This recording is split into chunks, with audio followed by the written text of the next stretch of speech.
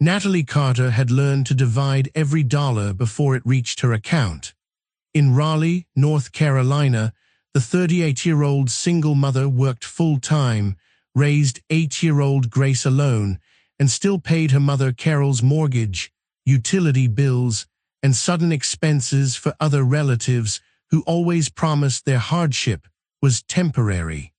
Each payment left less protection for the two people inside her own home. That morning, Natalie sat at her desk with an urgent work problem open on one screen and family payments open on her phone.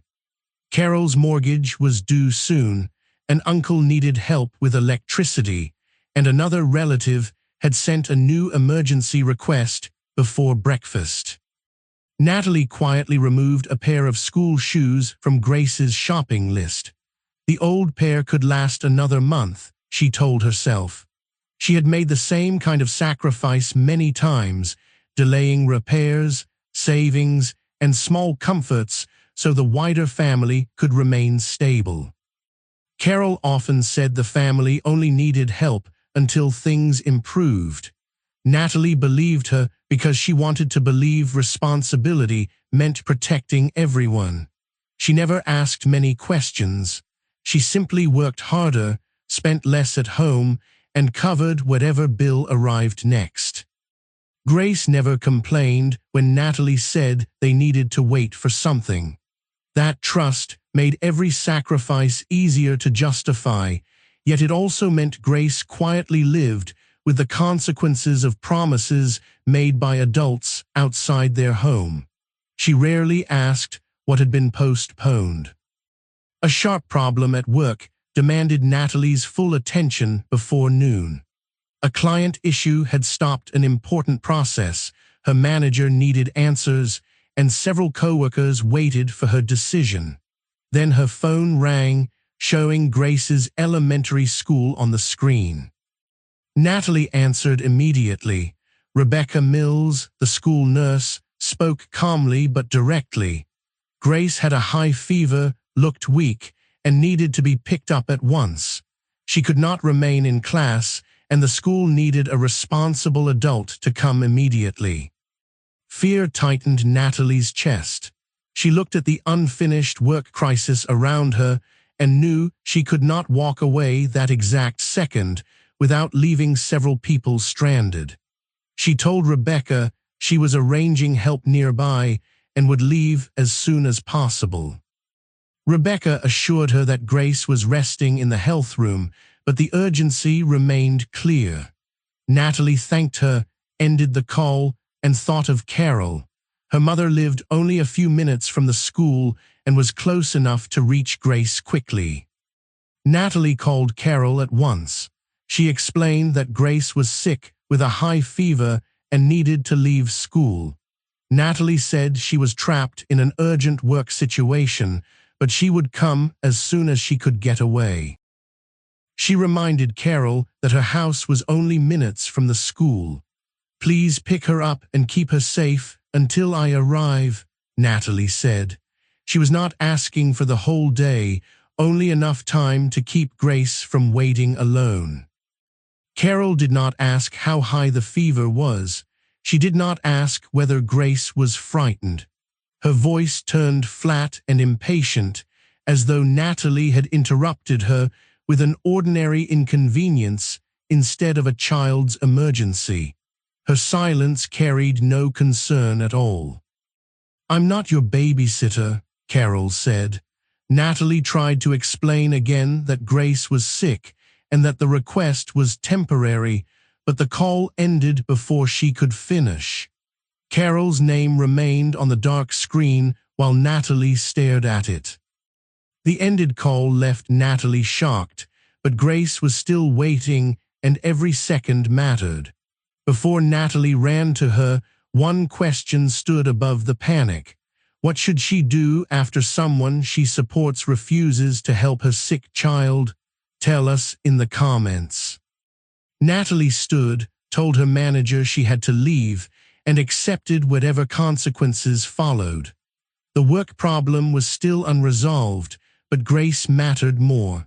She grabbed her bag, hurried out, and drove across Raleigh with fear rising at every red light. No co-worker, relative, or neighbor solved the problem for her. Natalie kept checking the time and imagining Grace growing weaker. Carol's words repeated in her mind, not only because they were cold, but because Natalie had spent years protecting Carol from hardship. As she drove, Natalie called the school to say she was coming herself. Rebecca promised to remain nearby until she arrived, but Natalie still felt every passing minute as a failure forced on Grace by someone who could have helped. At the school, Natalie rushed through the hallway with her work bag still over one shoulder. Rebecca met her near the health room and quietly explained that Grace had been asking when her mother would arrive. Natalie thanked her and moved inside. Grace sat alone on the narrow cot, her cheeks flushed and her body slumped beneath a thin blanket. She looked smaller than 8 years old. The moment she saw Natalie, relief crossed her frightened face, followed by tears she had been holding back. Natalie dropped to her knees, wrapped both arms around Grace, and held her tightly. Grace clung to her mother's coat while Natalie touched her warm forehead and whispered that she was there now. Fear, heartbreak, relief, and fierce protection crowded Natalie's face. Natalie's phone rested beside them, still showing Carol's cold words from the call. In that health room, with Grace weak in her arms, the sentence felt harsher than it had at work. It was no longer only a refusal, it was abandonment. Natalie did not question Grace immediately. She helped her sip water, gathered her things, and kept one arm around her shoulders. Only after Grace's breathing steadied did Natalie gently ask whether she had been alone the entire time. She first made sure her daughter felt completely safe. Grace looked down at her hands. She said she had called Grandma Carol herself because she felt scared and thought her grandmother would come. Grace had begged to be picked up, explaining that she felt very sick and wanted someone familiar nearby. Carol had refused Grace too. She had told the frightened child she could not come and had ended the conversation without comfort. Grace's voice trembled as she asked whether she had done something wrong by calling her grandmother for help. Natalie's hurt changed shape. Carol had not merely rejected an overwhelmed adult. She had heard her own granddaughter pleading from a school health room and still chosen not to come. Natalie held Grace closer and told her clearly that none of this was her fault. Natalie took Grace home and focused on caring for her. She did not call Carol while Grace needed rest. She kept water nearby, checked on her often, and sat beside her bed until the fear in Grace's expression slowly began to ease. That evening, while Grace rested on the couch, Natalie's phone lit up with a message from Carol. Natalie opened it expecting, for 1 second, some concern about Grace. Instead, Carol reminded her that the mortgage payment was due the next day. There was no sincere apology and no real question about Grace's condition. The mortgage reminder sat beside the memory of "I'm not your babysitter."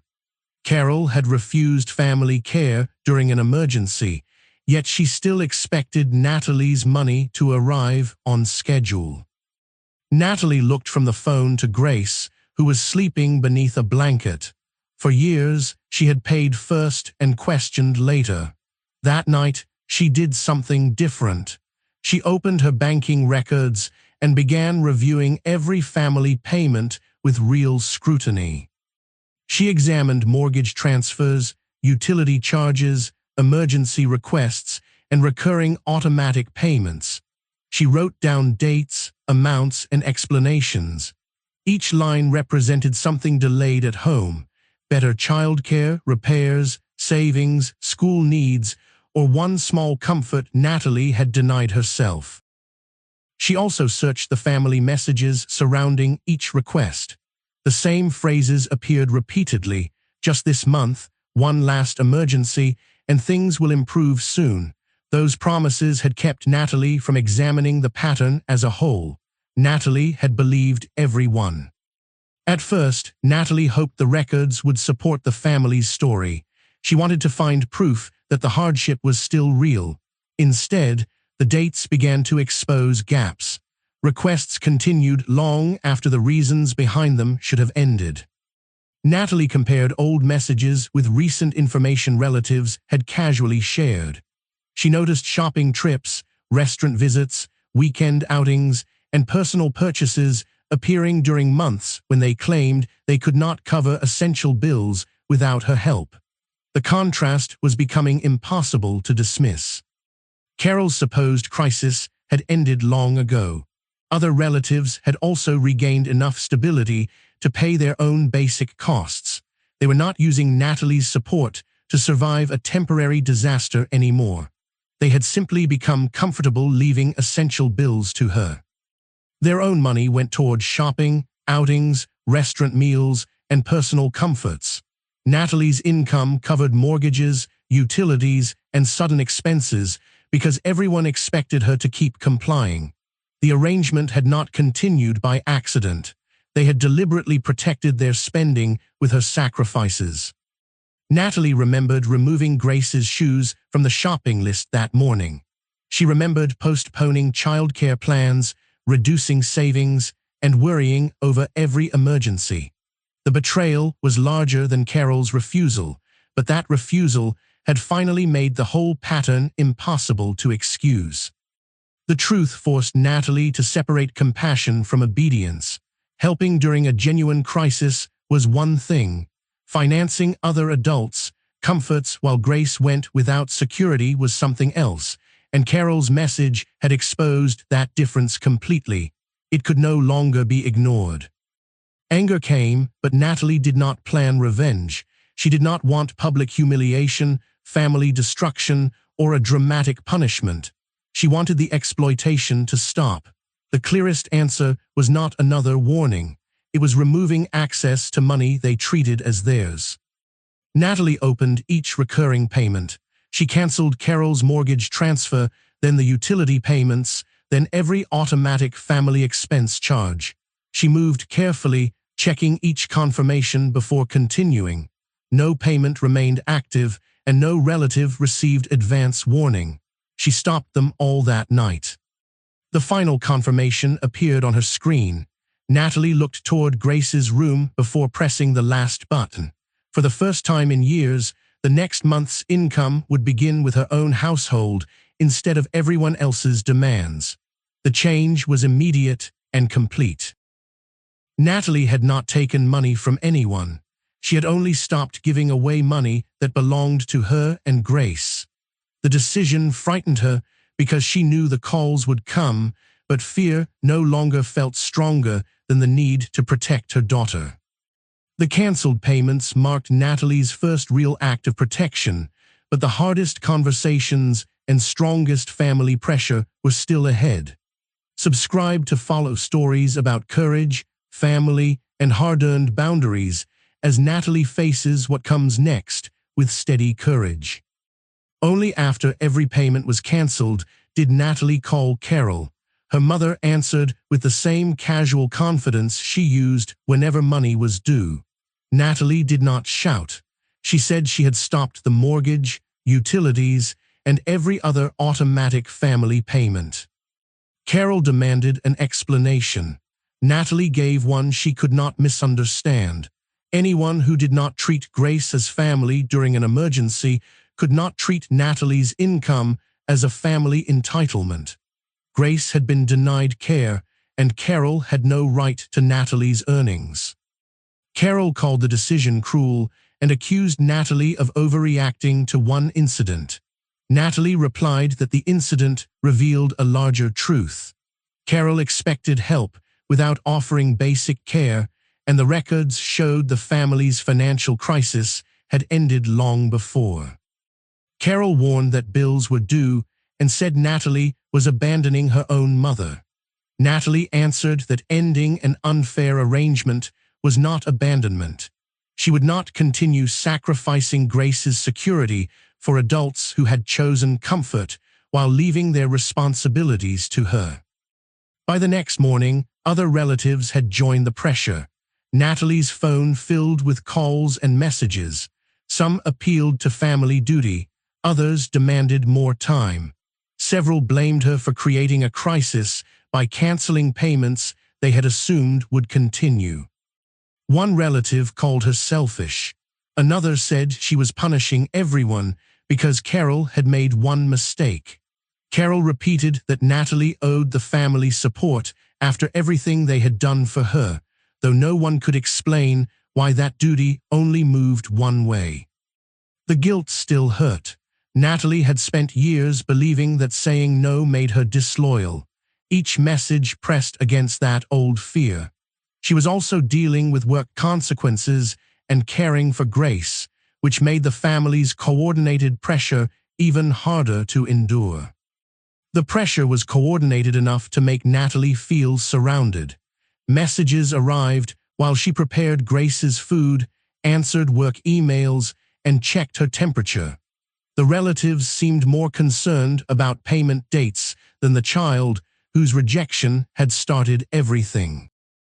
For a moment, restoring one payment seemed like the fastest way to create silence. Natalie recognized the thought immediately. That was how the pattern had survived. She paid to stop conflict, then called the temporary peace love. Now she understood the cost of that peace. Natalie answered only once more. She repeated that the payments were finished and that she would not discuss partial support, delayed cancellations, or future exceptions. When the accusations continued, she stopped responding and placed the phone face down. Her decision stayed unchanged. No canceled transfer was restored. Natalie did not negotiate a smaller mortgage payment or offer to cover utilities one final time. The relatives had to face expenses that had always belonged to them, while Natalie remained responsible for the household that truly depended on her. Carol sent another message accusing Natalie of turning Grace against the family. Natalie did not accept that version of events. Grace had not caused the boundary.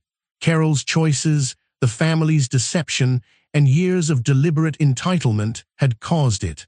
The blame belonged with the adults. Natalie silenced the final call and checked her bank settings again. Every recurring family payment remained canceled. Then she put the phone away and returned to Grace, who was feeling better but still wanted her mother close. She chose her daughter over the noise. Over the following days, the messages became less frequent. Natalie did not celebrate anyone else's discomfort. She did not expose them publicly or try to make them suffer. She simply allowed the financial responsibility to return to the adults who owned it. With the recovered monthly amount, Natalie created 3 clear priorities. The first was reliable childcare for Grace, so another urgent work situation would never leave her depending on someone who might refuse to help. It would provide dependable, professional support when needed. The second priority was savings dedicated to Grace's future security. Natalie wanted school needs, unexpected costs, and later opportunities to be supported without panic. Each deposit felt like repairing something that years of family pressure had quietly weakened. That account belonged only to Grace. The third priority was an emergency fund for their own household. Natalie began building a cushion for illness, work problems, repairs, and sudden expenses. For the first time, preparation replaced the fear that one difficult week could undo everything. This money would protect both of them first. Natalie arranged the accounts so the money moved automatically toward those 3 purposes each month. The same system that once made exploitation effortless would now create stability for Grace and protect their home before anyone else could claim the money. The changes were practical, but they also changed the atmosphere at home. Natalie no longer checked her phone with immediate dread. She became more present with Grace because every family demand was no longer competing with their own safety. Their home finally felt like their priority. Grace noticed her mother seemed calmer. She asked whether Grandma Carol was angry and whether the cancelled payments meant the family would disappear. Natalie chose her words carefully because she wanted Grace to understand the boundary without carrying adult guilt. Natalie explained that she had not stopped loving anyone. She had stopped allowing people to use love as permission to take from them. Family care should include respect, protection, and concern, especially when someone is sick, frightened, or vulnerable. Money could never replace those basic duties. Grace asked whether saying no could still be loving. Natalie told her yes. A boundary was not cruelty when it protected what was right. Love did not require accepting neglect, unfairness, or endless demands just to keep other people comfortable. Natalie told Grace that people might dislike a healthy boundary, especially when they had benefited from having none. Their anger did not prove the boundary was wrong. Sometimes it only proved that the old arrangement had been unfair. Natalie wanted Grace to remember that distinction. They looked together at the 3 new savings purposes: reliable childcare, Grace's future security, and their household emergency fund. Grace leaned against Natalie, calmer now, while Natalie wrapped an arm around her in a quiet echo of the school health room. This time there was no fever, no fear, and no waiting for someone who would not come. Natalie understood that her victory was not destroying her relatives. It was teaching Grace that love and self-respect could exist together. The difference was peace built on truth. Natalie held her daughter close as their safer future began, knowing Grace would grow up with one lesson clearly protected inside their home. Loving people never requires allowing them to use you. She would carry that truth into every relationship and never confuse sacrifice with love again.